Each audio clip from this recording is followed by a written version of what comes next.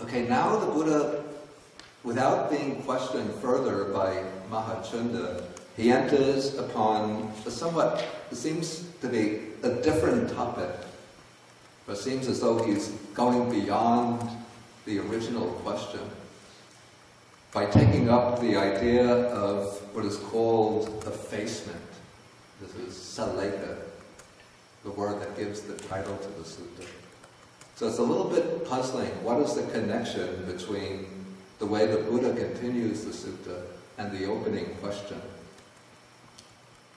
It seems to me almost as if something is missing from the dialogue. Maybe something went on in the exchange that just wasn't preserved and transmitted. But maybe the connection is that the elimination of views about the self, that is perhaps the ultimate type of effacement. Elimination.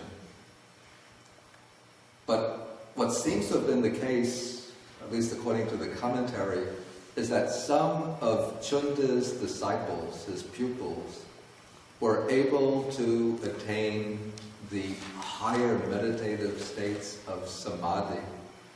And they thought that by attaining these states of samadhi, that they were practicing effacement, the elimination of defilements. And so the Buddha wants to make it clear that simply the attainment of samadhi by itself doesn't qualify as real effacement, the real elimination of defilements. So in the next section, he enters into the discussion of the 8 meditative attainments. First, he takes the 4 jhanas. These are the 4 meditative absorptions. I'm not going to explain the formulas right now. We'll take them up in a later class. But the Buddha begins by saying, here it's possible that some monk will enter and dwell in the first jhana, and he might think, I am abiding in effacement. That is, I'm eliminating the defilements.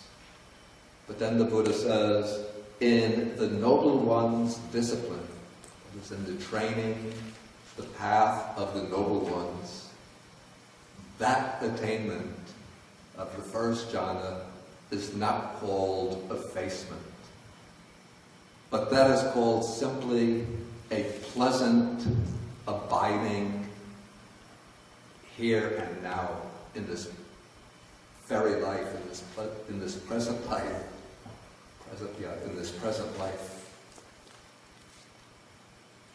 Okay, so now the Buddha himself, we have to remember, the Buddha includes the jhanas in his formulation of the Noble Eightfold Path. So when we look at the definition of right concentration, sama samadhi, it's given as the 4 jhanas. And so the Buddha includes the jhanas in the path. But the reason that the Buddha says that the practice of the jhanas doesn't qualify as effacement, that is because the Buddha is here speaking with reference to those who merely attain the jhanas and don't use them as a basis or foundation for going further to develop wisdom. But they simply attain the jhana, and then they experience the bliss and peace of the jhana, and they think that is sufficient.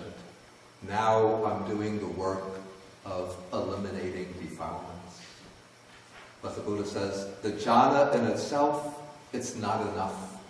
It's just a very blissful, happy, pleasant state of mind. But don't get stuck there, but go further to develop your insight, your wisdom. Okay, then the text goes through the 4 jhanas, each one in the same way.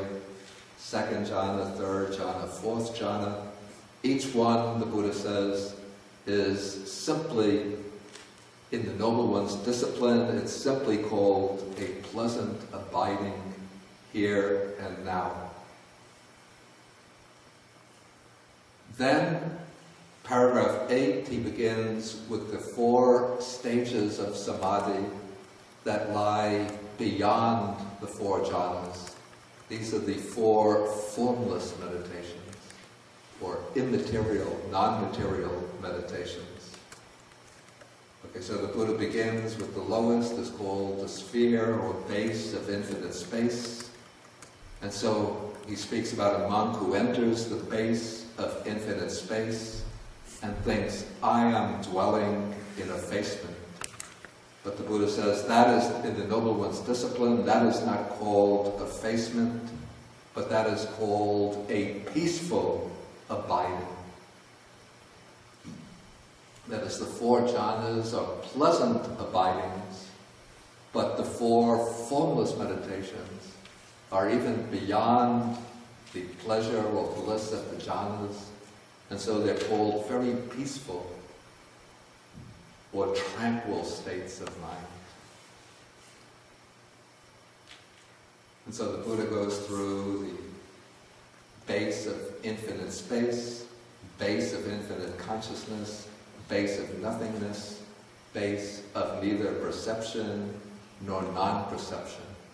In each case, he says, even though the monk might think, I'm dwelling in effacement, but actually, from the standpoint of the Noble One, the one who's achieved true realization, that state in itself is not effacement, but it is simply a peaceful or calm abiding.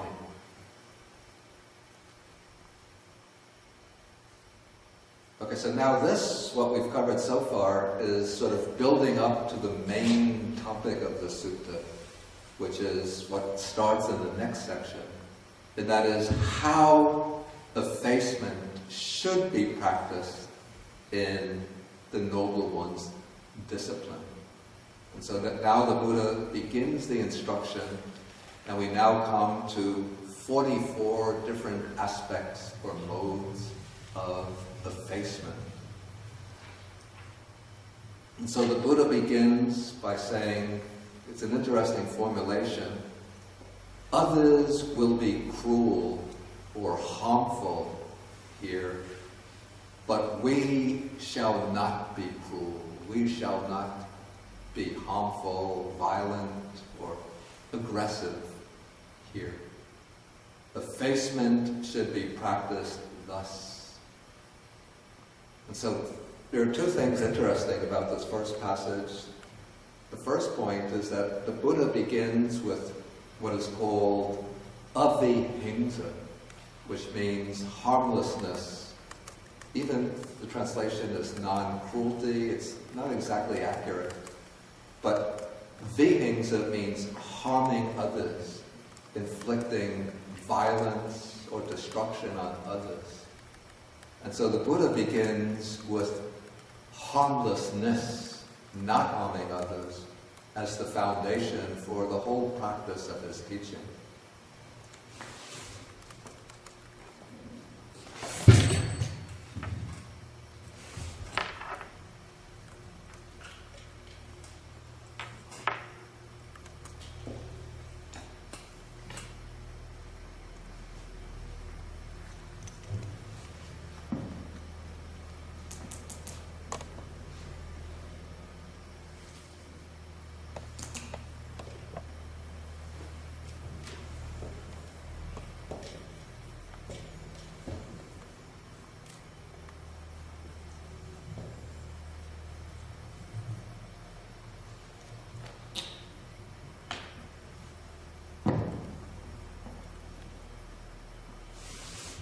So in Pali, this is called Avihimsa, which means, here it would be translated non-cruelty, but it might be better to translate it as harmlessness, not harming others.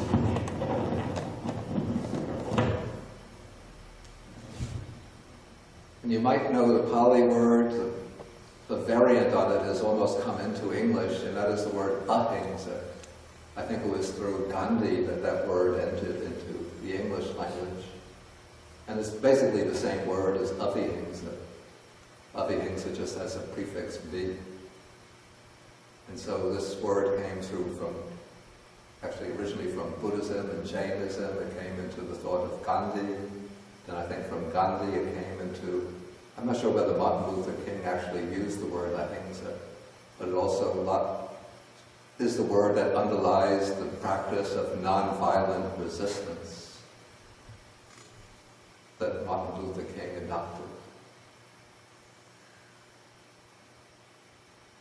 Okay, so the foundation for the whole practice of effacement, the starting point, is not inflicting harm on any other living being.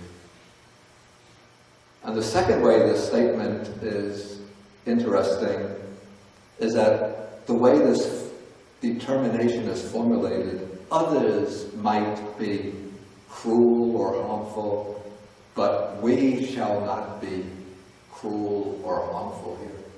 This shows that when one, or at least the way I interpret it, it shows that when one sets out on this path of cultivation, self-cultivation, often it involves a break away from what the crowd is doing.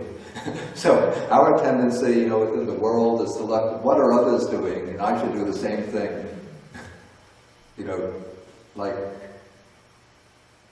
in the world of fashion, people are always asking, what are they wearing nowadays? Like I remember when I was a young boy, I used to go shopping with my mother. I would like a shirt, maybe a shirt or a jacket, and my mother would say, "Oh, but they're not wearing that these days." But I would think, I like the shirt. "Oh, but how can you wear that? How can you choose that?" They're not wearing the shirt.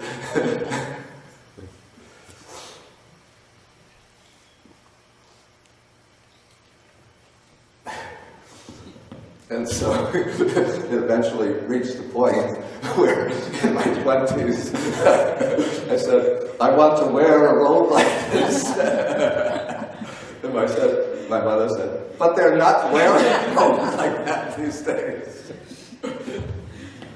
It's 2,500-year-old style." "But Mom, I like it."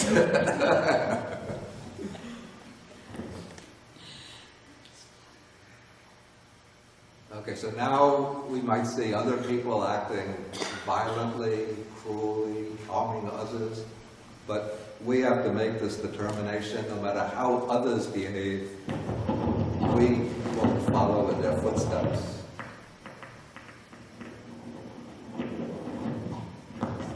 We have our own